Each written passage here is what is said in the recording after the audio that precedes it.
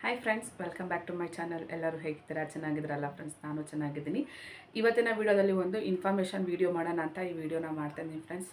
ಈ ವಿಡಿಯೋನ ಕೊನೆವರೆಗೂ ತಪ್ಪದೆ ಎಲ್ಲೂ ಸ್ಕಿಪ್ ಮಾಡಿದೆ ನೋಡಿ ಫ್ರೆಂಡ್ಸ್. ಇದರಲ್ಲಿ ತುಂಬ ಇನ್ಫಾರ್ಮೇಷನ್ ಇದೆ. ಯಾವುದ್ರ ಬಗ್ಗೆ ಅಂತಂದರೆ ಡೆಂಗ್ಯೂ ಜ್ವರದ ಬಗ್ಗೆ ಫ್ರೆಂಡ್ಸ್. ಇವಾಗ ಜಾಸ್ತಿ ಅತಿ ಹೆಚ್ಚು ಏನಂತಾರೆ ಎಲ್ಲರಿಗೂ ಆಗ್ತಾ ಇರೋದು ಡೆಂಗ್ಯೂ ಜ್ವರ ಫ್ರೆಂಡ್ಸ್.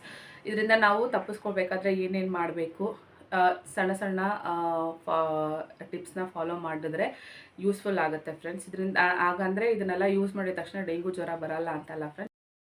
ನಾವೆಷ್ಟು ಕೇರ್ಫುಲ್ ಆಗಿರ್ತೀವಿ ಅಥವಾ ಎಷ್ಟು ಸುರಕ್ಷತಾ ಕ್ರಮಗಳನ್ನ ಫಾಲೋ ಮಾಡ್ತೀವಿ, ಆವಾಗಿಂದ ನಾವು ಅದರ ಬರೋದನ್ನು ನಾವು ತಪ್ಪಿಸ್ಕೋಬೋದು ಫ್ರೆಂಡ್ಸ್. ಸೊ ಅದಕ್ಕೋಸ್ಕರ ನಾನು ಈ ವಿಡಿಯೋನ ಮಾಡ್ತಾಯಿದ್ದೀನಿ. ತುಂಬ ಇದು ಜನಕ್ಕೆ ಯೂಸ್ಫುಲ್ ಆಗುತ್ತೆ ಅನ್ನೋದು ನನ್ನ ಅಭಿಪ್ರಾಯ ಫ್ರೆಂಡ್ಸ್. ಸೊ ಅದಕ್ಕೋಸ್ಕರ ನಾನು ಈ ವಿಡಿಯೋನ ಮಾಡ್ತಾಯಿದ್ದೀನಿ. ದಯವಿಟ್ಟು ಎಲ್ಲೂ ಸ್ಕಿಪ್ ಮಾಡಿದ್ರೆ ಈ ವಿಡಿಯೋನ ನೋಡಿ ಅಂತ ಕೇಳ್ಕೊತೀನಿ ಫ್ರೆಂಡ್ಸ್. ಇವಾಗ ಜಾಸ್ತಿ ಚಿಕ್ಕ ಮಕ್ಕಳಲ್ಲಾಗಲಿ ಅಥವಾ ಎಂಗೇಜಲ್ಲಿ ಅಂದರೆ ಒಂದು 18 ವರ್ಷ ಅವರಾಗಲಿ ಅಥವಾ ಇಂಥ ಏಜಲ್ಲೇ ಈ ಜ್ವರ ಬರುತ್ತೆ ಅಂತ ಹೇಳೋಕ್ಕಾಗಲ್ಲ ಫ್ರೆಂಡ್ಸ್. ಇದು ಎಲ್ಲ ಏಜ್ವರೆಗೂ ಈ ಜ್ವರ ಬರುತ್ತೆ. ಈ ಜ್ವರ ಬರೋದಕ್ಕೆ ಮೇನ್ ಕಾರಣ ಸೊಳ್ಳೆ ಫ್ರೆಂಡ್ಸ್. ಈ ಸೊಳ್ಳೆ ಏನಂತ ಕಲುಷಿತ ನೀರಲ್ಲಿ ಅಥವಾ ಈ ಗಲೀಜಾಗಿರುವಂಥ ನೀರಲ್ಲಾಗಿರ್ಬೋದು, ಚರಂಡಿಗಳಲ್ಲಾಗಿರ್ಬೋದು ಈ ಸೊಳ್ಳೆ ಮೊಟ್ಟೆ ಇಡಲ್ವಂತೆ ಫ್ರೆಂಡ್ಸ್. ಈ ಸೊಳ್ಳೆ ಚೆನ್ನಾಗಿರುವ ನೀರಲ್ಲಿ ಅಂದರೆ ನೀಟಾಗಿರುವ ನೀರಲ್ಲಿ, ಕ್ಲೀನಾಗಿರುವ ನೀರಲ್ಲಿ ಮಾತ್ರ ಮೊಟ್ಟೆ ಇಡುತ್ತೆ. ಸೊ ಅದಕ್ಕೆ ನಾವೇನು ಮಾಡಬೇಕಂದ್ರೆ, ಇವಾಗ ಮಳೆ ಬಂದಾಗ ಎಲ್ಲಿ ನೀರು ನಿಂತಿರುತ್ತೋ ಅಂಥ ಜಾಗಗಳಲ್ಲಿ ಈ ಸೊಳ್ಳೆಗಳು ಮೊಟ್ಟೆ ಇಡೋದು ಜಾಸ್ತಿ ಅಂತ ಡಾಕ್ಟರ್ಗಳೇ ಹೇಳ್ತಾರೆ ಫ್ರೆಂಡ್ಸ್. ಫಾರ್ ಎಕ್ಸಾಂಪಲ್, ನಾವೊಂದು ಚಿಪ್ಪು ಬಿಸಾಕಿರ್ತಾರೆ ಅಂತ ಇಟ್ಕೊಳ್ಳಿ ಫ್ರೆಂಡ್ಸ್. ಅದರಲ್ಲಿ ಮಳೆ ನೀರು ತುಂಬಿರುತ್ತೆ. ಸೊ ಆ ಕ್ಲೀನಾಗಿರುವಂಥ ನೀರಲ್ಲಿ ಸೊಳ್ಳೆಗಳು ಮೊಟ್ಟೆ ಇಡುತ್ತೆ. ಇವಾಗ ಇನ್ನೊಂದು ಕೆಲವು ಜಾಗಗಳಲ್ಲಿ ಅಂತಂತಂದರೆ, ಇವಾಗ ಮನೆ ಕಟ್ತಾ ಇರ್ತಾರಲ್ಲ ಫ್ರೆಂಡ್ಸ್, ಅಂಥ ಜಾಗಗಳಲ್ಲಿ ಮಳೆ ಬಂದು ನೀರು ನಿಂತಿರುತ್ತೆ. ಅಥವಾ ಅಂಥ ಜಾಗಗಳಲ್ಲಿ ಸೊಳ್ಳೆಗಳು ಮೊಟ್ಟೆ ಇಡುತ್ತೆ. ಮತ್ತು ಇವಾಗ ನಾವು ಏನೇ ಒಂದು ವಸ್ತು ಇಟ್ಟಿರ್ತೀವಿ ಅಂತ ಅಂದ್ಕೊಳ್ಳಿ ಫ್ರೆಂಡ್ಸ್. ಆಚೆ ನಾವು ಒಂದು ಪಾಟ್ ಇಟ್ಟಿರ್ತೀವಿ ಅಂತ ಇಟ್ಕೊಳ್ಳಿ. ಆ ಪಾಟ್ ಕೆಳಗಡೆ ನೀರೆಲ್ಲ ಸೋರೋದಕ್ಕಂತ ಒಂದು ಪ್ಲೇಟ್ ಇಟ್ಟಿರ್ತೀವಿ. ಅಂಥ ಜಾಗದಲ್ಲಿ ನೀರು ಬಿದ್ದಾಗಲೂ ಕೂಡ ಏನಾಗುತ್ತೆ, ಅಲ್ಲಿ ನೀರು ನಿಂತ್ಕೊಳ್ಳುತ್ತಲ್ಲ ಫ್ರೆಂಡ್ಸ್, ಅಂಥ ಜಾಗದಲ್ಲೂ ಕೂಡ ಸೊಳ್ಳೆಗಳು ಮೊಟ್ಟೆಗಳಿರುತ್ತೆ. ಮತ್ತು ಇನ್ನು ಹಳ್ಳಿಗಳ ವಿಷಯಗಳು ಅಂತ ಬಂದಾಗ ಈ ಹೊಲ ಗದ್ದೆಗಳಲ್ಲಿ ಇರುತ್ತಲ್ಲ ಫ್ರೆಂಡ್ಸ್, ಅಲ್ಲಿ ಮಳೆ ಬಂದು ಚಿಕ್ಕದಾಗಿ ನೀರು ನಿಂತಿರುತ್ತಂಥ ಜಾಗದಾಗಲೂ ಕೂಡ ಮೊಟ್ಟೆಗಳಿಡುತ್ತೆ ಅಂತ ಡಾಕ್ಟರ್ಗಳು ಹೇಳ್ತಾರೆ. ಇದು ನಾನು ಹೇಳ್ತಾರದಲ್ಲ, ಡಾಕ್ಟ್ರು ಹೇಳೋ ಅಂತಂದು ನಾನು ನಿಮಗೆ ಇದ್ರ ಜೊತೆ ಶೇರ್ ಮಾಡ್ಕೊತಾ ಇದ್ದೀನಿ ಫ್ರೆಂಡ್ಸ್. ಇಲ್ಲಿ ಯಾವುದೇ ಅಂಥ ವಿಷಯನೂ ನನ್ನ ಸ್ವಂತಕ್ಕೆ ನಾನು ಹೇಳೋ ಥರದ್ದಲ್ಲ ಫ್ರೆಂಡ್ಸ್. ಇದು ಏನಂದರೆ ಇದು ತಮಾಷೆ ಮಾಡೋವಂಥ ವಿಷಯನೂ ಅಲ್ಲ, ಅಥವಾ ಇದನ್ನು ನಾವು ಕೇರ್ಲೆಸ್ ಮಾಡುವಂಥ ವಿಷಯನೂ ಅಲ್ಲ. ಸೊ ಅದಕ್ಕೋಸ್ಕರ ನಾನು ಡಾಕ್ಟ್ರುಗಳು ಹೇಳೋದನ್ನ ನಾನು ನೋಡಿ ಕೇಳಿ ನಿಮಗೆ ಹೇಳ್ತಾ ಇದ್ದೀನಿ ಫ್ರೆಂಡ್ಸ್. ಇಲ್ಲಿ ಯಾವುದೇ ಒಂದು ತಪ್ಪು ಮಾಹಿತಿನ ನಾನು ಇಲ್ಲಿ ಕೊಡ್ತಾ ಇಲ್ಲ. ಈ ಡೆಂಗ್ಯೂ ಸೊಳ್ಳೆಗಳು ಹೆಚ್ಚಾಗಿ ಕ್ಲೀನಾಗಿರುವ ನೀರಲ್ಲಿ ಅಂದರೆ ಸ್ವಚ್ಛವಾಗಿರುವಂಥ ನೀರಲ್ಲಿ ಮಾತ್ರ ಮೊಟ್ಟೆ ಇಡುತ್ತಂತೆ ಫ್ರೆಂಡ್ಸ್. ಸೊ ಇದು ಹೆಚ್ಚಾಗಿ ಮೊಣಕಾಲಿಗಿಂತ ಮೇಲೆ ಹಾರೋದಿಲ್ವಂತೆ. ಸೊ ಅದು ಏನಂದರೆ ಹೆಚ್ಚಾಗಿ ಮೊಣಕಾಲು ಕೆಳಗಡೆನೆ ಕಚ್ಚೋದಕ್ಕೆ ಅದು ಪ್ರಯತ್ನ ಪಡೋದಂತೆ ಫ್ರೆಂಡ್ಸ್. ಸೊ ಅದನ್ನು ಅವಾಯ್ಡ್ ಮಾಡೋದಕ್ಕೆ ನಾವು ಫುಲ್ಲು ಕವರ್ ಆಗಿರುವಂಥ ಬಟ್ಟೆನ ಹಾಕ್ಕೊಂಡ್ರೆ ತುಂಬ ಒಳ್ಳೆಯದು ಫ್ರೆಂಡ್ಸ್. ಇನ್ನೂ ಚಿಕ್ಕ ಮಕ್ಕಳಿಗಂತ ಹೇಳಬೇಕಂದ್ರೆ ಆ ಮಕ್ಕಳಿಗೆ ಏನೂ ಗೊತ್ತಿರೋದಿಲ್ಲ ಪಾಪ. ಎಲ್ಲ ಅಂದರೆ ಅಲ್ಲಿ ಆಟ ಆಡ್ತಾ ಇರ್ತವೆ. ಸೊ ಅವಾಗ ಅವ್ರಿಗೆ ಏನಾಗುತ್ತೆ ಅಂದರೆ ಸೊಳ್ಳೆ ಕಚ್ತಿರುವಂತಹ ಇವಾಗ ಕ್ರೀಮ್ಸ್ ಎಲ್ಲ ಬಂತಿಲ್ಲ ಫ್ರೆಂಡ್ಸ್, ಆ ಕ್ರೀಮ್ನ ನೀವು ಯೂಸ್ ಮಾಡ್ಬೋದು.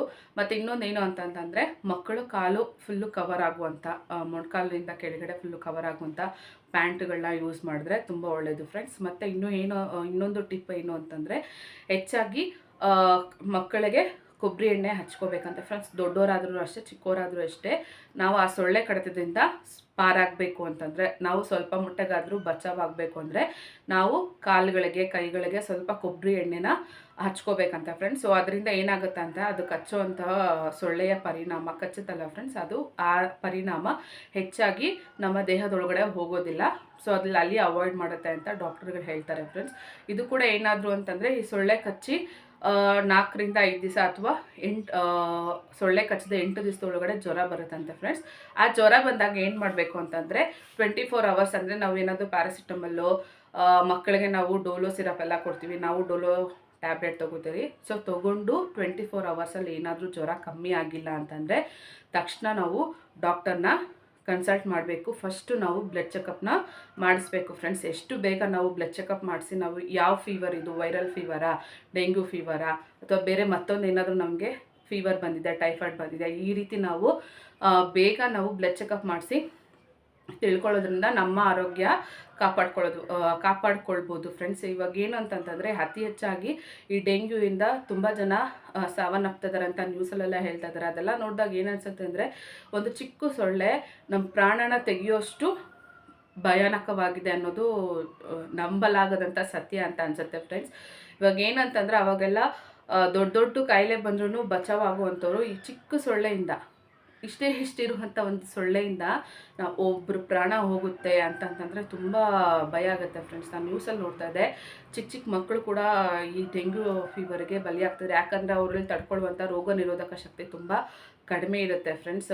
ಗರ್ಭಿಣಿಯರಾಗಿರ್ಬೋದು ಅಥವಾ ಚಿಕ್ಕ ಮಕ್ಕಳಾಗಿರ್ಬೋದು, ಅವರಲ್ಲಿ ಏನಾಗಿರುತ್ತೆ ಅಂತಂದರೆ ಆ ಜ್ವರನ ತಡ್ಕೊಳ್ಳುವಂಥ ಶಕ್ತಿ ಕಡಿಮೆ ಇರುತ್ತೆ. ಸೊ ಅದಕ್ಕೆ ಅವ್ರಿಗೆ ಜಾಸ್ತಿ ಬೇಗ ಪರಿಣಾಮ ಬೀರುತ್ತೆ ಫ್ರೆಂಡ್ಸ್. ಇದರಿಂದ ನಾವು ಬಚಾವಾಗಬೇಕಂದ್ರೆ ನಾನು ಆಗಲೇ ಹೇಳಿದ್ನಲ್ಲ ಕೆಲವೊಂದು ಟಿಪ್ಸು ಫ್ರೆಂಡ್ಸ್. ಕೊಬ್ಬರಿ ಎಣ್ಣೆ ಯೂಸ್ ಮಾಡೋದಾಗಿರ್ಬೋದು, ಫುಲ್ಲು ನಮ್ಮ ಬಾಡಿ ಕವರ್ ಆಗುವಂತಹ ಬಟ್ಟೆಗಳನ್ನ ಯೂಸ್ ಮಾಡೋದಂತಾಗಿರ್ಬೋದು. ಈ ರೀತಿ ಮಾಡೋದ್ರಿಂದ ಏನಾಗುತ್ತೆ, ಆ ಸೊಳ್ಳೆಯ ಕಚ್ಚೋ ಪ್ರಮಾಣನ ನಾವು ಕಡಿಮೆ ಮಾಡ್ಕೋಬೋದು.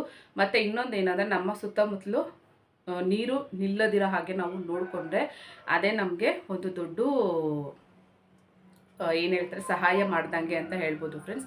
ಮತ್ತು ಇವಾಗ ಸ್ವಚ್ಛ ನೀರಲ್ಲಿ ಅಂತ ಅಂದಾಗ ಇವಾಗ ನಾವು ಸಂಪು ಎಲ್ಲ ಇರುತ್ತಲ್ಲ ಫ್ರೆಂಡ್ಸ್, ಸೊ ಅದನ್ನೆಲ್ಲ ನೀಟಾಗಿ ನಾವು ಕ್ಲೋಸ್ ಮಾಡಬೇಕು.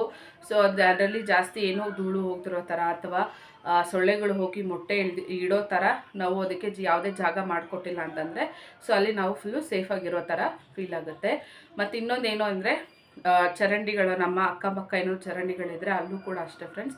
ನಾವೆಷ್ಟು ನೀಟಾಗಿ ಇಟ್ಕೊತೀರಿ ಅಕ್ಕಪಕ್ಕ ಮನೆ ಸುತ್ತಲೂ, ನಾವೆಲ್ಲ ಪ್ರತಿಯೊಂದು ನಾವು ಚೆಕ್ ಮಾಡಬೇಕಾಗತ್ತೆ ಫ್ರೆಂಡ್ಸ್. ನಾನು ಹೇಳಿದ್ನಲ್ಲ, ಮಳೆ ಬಂದಾಗ ಒಂದು ಚಿಕ್ಕ ತೆಂಗಿನ ಚಿಪ್ಪು ನಾವು ಬಿಸಾಕಿರುವಂಥ ತೆಂಗಿನ ಚಿಪ್ಪಲ್ಲಿ ಕೂಡ ಅದು ನೀರು ನಿಂತು ಸೊಳ್ಳೆಗಳು ಬರುವಂತಹ ಪ್ರಮಾಣ ಜಾಸ್ತಿ ಇರುತ್ತೆ ಅಂತ ಡಾಕ್ಟರ್ಗಳು ಹೇಳ್ತಾರೆ. ಸೊ ಅದನ್ನೆಲ್ಲ ನಾವು ಕೆಲವೊಂದು ಚಿಕ್ಕದನ್ನ ನಾವು ಫಾಲೋ ಮಾಡಿದಾಗ ಏನಾಗುತ್ತೆ, ಈ ಥರ ದೊಡ್ಡ ಪ್ರಮಾಣದಲ್ಲಿ ಆಗುವಂಥ ಅಪಾಯಕಾರಿಯಾದಂಥ ವಿಷಯಗಳನ್ನ ನಾವು ತಡಿಬೋದು ಅನಿಸುತ್ತೆ ಫ್ರೆಂಡ್ಸ್. ಈ ವಿಷಯನ ನಾನು ನಿಮ್ಮ ಜೊತೆ, ನನಗೆ ಗೊತ್ತಿರೋದನ್ನ ನಿಮ್ಮ ಜೊತೆ ನಾನು ಶೇರ್ ಮಾಡ್ಕೊಂಡಿದ್ದೀನಿ. ಸೊ ಇದು ಮತ್ತಷ್ಟು ಜನಗಳಿಗೆ ತಿಳ್ಕೊಬೇಕು ಅಂತಂದರೆ, ನೀವು ಅವ್ರಿಗೆ ತಿಳಿಸ್ಕೊಡ್ಬೇಕು ಅಂತಂದರೆ ದಯವಿಟ್ಟು ನನ್ನ ವೀಡಿಯೋನ ಅವ್ರ ಜೊತೆ ಶೇರ್ ಮಾಡಿ. ಸೊ ಇಲ್ಲಿ ನಾನು ಯಾವುದೇ ಸುಳ್ಳುವಾಗಿರುವಂತಹ ಮಾಹಿತಿನ ಇಲ್ಲಿ ಕೊಟ್ಟಿಲ್ಲ. ನನಗೆ ಡಾಕ್ಟ್ರ್ ಹೇಳಿರೋದನ್ನು, ಡಾಕ್ಟ್ರ್ ಹೇಳೋದನ್ನ ಕೇಳಿ ನಿಮ್ಮ ಜೊತೆ ನಾನು ಶೇರ್ ಮಾಡ್ಕೊಂಡಿದ್ದೀನಿ ಫ್ರೆಂಡ್ಸ್. ಇದೆಲ್ಲ ನಾವು ಫಾಲೋ ಮಾಡೋದ್ರಿಂದ ಈ ಭಯಾನಕ ಸೊಳ್ಳೆಗಳಿಂದ ಅಥವಾ ಭಯಾನಕ ರೋಗದಿಂದ ನಾವು ತಪ್ಪಿಸ್ಕೋಬೋದು ಅಂತಂದರೆ, ಫುಲ್ಲು ಇದನ್ನ ಫಾಲೋ ಮಾಡಿದ ತಕ್ಷಣ ನಮಗೆ ಜ್ವರ ಬರಲ್ಲ ಅಂತಲ್ಲ ಫ್ರೆಂಡ್ಸ್. ನಾವು ಬಂದಾಗ ಯಾವ ರೀತಿ ಎಷ್ಟು ಬೇಗ ಡಾಕ್ಟರ್ನ ಕನ್ಸಲ್ಟ್ ಮಾಡ್ತೀವಿ, ಎಷ್ಟು ಬೇಗ ಹೋಗಿ ನಾವು ತೋರಿಸ್ಕೊತೀವಿ, ಎಷ್ಟು ಬೇಗ ಬ್ಲಡ್ ಚೆಕಪ್ ಮಾಡಿಸ್ತೀವಿ, ಅದ್ರ ಮೇಲೆ ನಮ್ಮ ಜೀವ ನಿಂತಿದೆ ಅಂತ ಹೇಳ್ಬೋದು ಫ್ರೆಂಡ್ಸ್. ಇವತ್ತು ಮಾತಾಡ್ತಾ ಇರೋರು ನಾಳೆ ಇರ್ತೀವೋ ಇಲ್ಲೋ ನಮಗೆ ಗೊತ್ತಿಲ್ಲ. ಇವಾಗ ಪರಿಸ್ಥಿತಿ ಆ ರೀತಿ ಇದೆ. ಆಚೆ ಹೋಗಿರೋರು ಫಸ್ಟೇ ಹೇಳ್ದಂಗೆ ಇವಾಗ ಏನೂ ಹೇಳೋಕ್ಕಾಗಲ್ಲ ಫ್ರೆಂಡ್ಸ್. ಆವಾಗೆಲ್ಲ 100 ವರ್ಷ, 70 ವರ್ಷ, 80 ವರ್ಷ ಬದುಕೋರು ಇವಾಗ 30 ವರ್ಷ ಬದುಕೋದು ತುಂಬ ಕಷ್ಟವಾಗಿರುವಂಥ ಸಂಗತಿ ಆಗಿದೆ. ಸೊ ಅದಕ್ಕೋಸ್ಕರ ನಾನು ಈ ವಿಡಿಯೋನ ಮಾಡಿದೆ ಫ್ರೆಂಡ್ಸ್. ಇದು ಎಷ್ಟು ಜನಕ್ಕೆ ಯೂಸ್ ಆಗುತ್ತೋ ಎಲ್ಲ ಗೊತ್ತಿಲ್ಲ.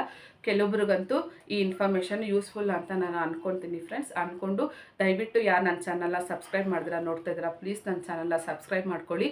ಹೀಗೆ ಇನ್ನೂ ತುಂಬ ಯೂಸ್ಫುಲ್ ಆಗಿರುವಂಥ ವೀಡಿಯೋಸ್ ಮಾಡೋದಕ್ಕೆ ನನಗೆ ಒಂದು ಮೋಟಿವೇಶನ್ ಆಗಿರುತ್ತೆ ಅಂತ ಹೇಳ್ತಾ ಈ ವಿಡಿಯೋನ ಎಂಡ್ ಮಾಡ್ತಿದ್ದೀನಿ friends. Thank you so much for watching.